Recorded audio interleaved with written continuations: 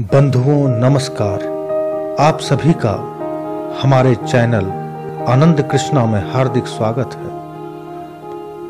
आत्मा के संबंध में हम वीडियो बनाते रहते हैं और आध्यात्मिक ज्ञान से आपको परिपूरित करते रहते हैं। आज हम आत्म प्राप्ति के अथवा आत्म साक्षात्कार के सरल विधियों से आपको परिचित कराएंगे। आत्मा के संबंध में हमें पहले सुनना होगा, उसके बाद चिंतन एवं मनन करना होगा।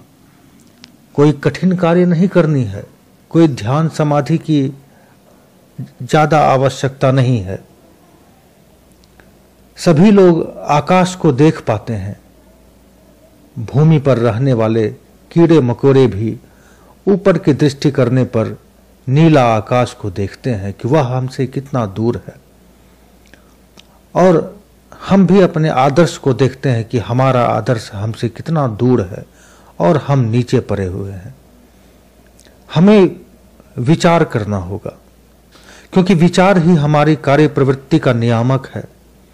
मन को सर्वोच्च विचारों से भर लें, दिन प्रतिदिन यही सब भाव सुनते रहें, आध्यात्मिक ज्ञान पढ़ते रहें, सुनते रहें, देखते रहें। महीने पर महीने इसी का चिंतन करें।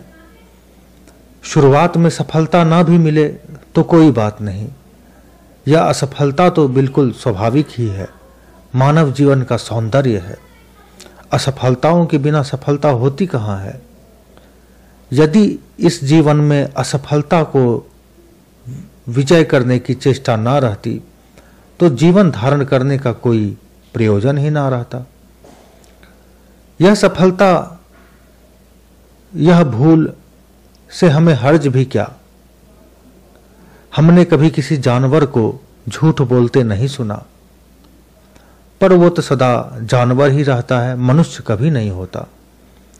कभी किसी पशु में दोगलापन नहीं देखा, किंतु फिर भी वह पशु ही रहता है, मनुष्य और देवता नहीं हो जाता। अतः यदि बार बार असफल हो जाए तो भी क्या, कोई हानि नहीं है। हजारों बार इस आदर्श को हृदय में धारण करें और असफल हो जाए तो फिर एक बार प्रयत्न अवश्य करें।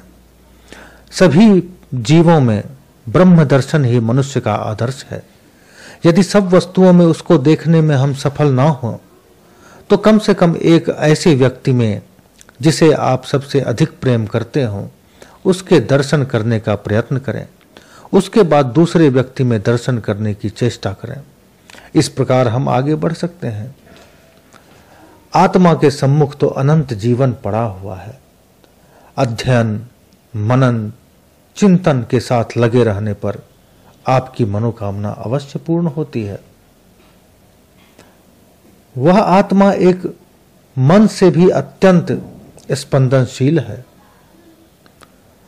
इसे इंद्रियां प्राप्त नहीं कर सकती, क्योंकि यह उन सब से पर यानी श्रेष्ठ है।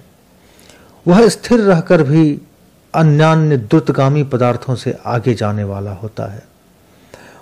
उसके भीतर ही रहकर हिरण्यगर्भ सब कर्म फलों का विधान करते हैं। वह चंचल है, स्थिर है, दूर भी है, निकट भी है। वह सबके भीतर भी है और सबके बाहर भी है, जो कि भगवान श्री कृष्ण भगवत गीता में कहा करते हैं। जिस अवस्था में ज्ञानी के लिए समस्त भूत आत्म स्वरूप हो जाते हैं, उस अवस्था में उस एक तत्वदर्शी पुरुष को शोक अथवा मोह कहाँ रह सकता है। वह चारों ओर से घेरे हुए है। वह उज्जवल है, देह शून्य है, वर्ण शून्य है। वह पवित्र और निष्पाप है, मन का नियामक है। जो इस अविद्यामय जगत की उपासना करता है वह अंधकार में प्रवेश करता है।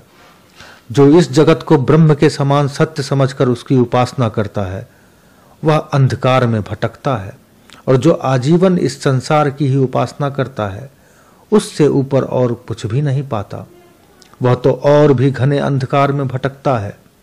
किंतु जिन्होंने इस परम सुंदर प्रकृति का रहस्य जान लिया है, जो प्रकृति की सहायता से प्रकृति के परे ब्रह्म का दर्शन करते हैं, वे मृत्यु का अतिक्रमण करते हैं एवं प्रकृति के परे ब्रह्म की कृपा से अमरत्व लाभ करते हैं। तो हे चित्त, आप भी चिंतन मनन और विचार के अभ्यास के द्वारा अमरत्व लाभ करें। हमारा यही लक्ष्य है और समस्त मानव जाति का यही लक्ष्य होना चाहिए। तो आज की वीडियो में बस इतना ही। शेष अगले वीडियो में, तब तक के लिए नमस्कार। यदि आपने हमारे चैनल को सब्सक्राइब नहीं किया है तो सब्सक्राइब कर लें, साथ ही लाइक एवं शेयर करना ना भूलें।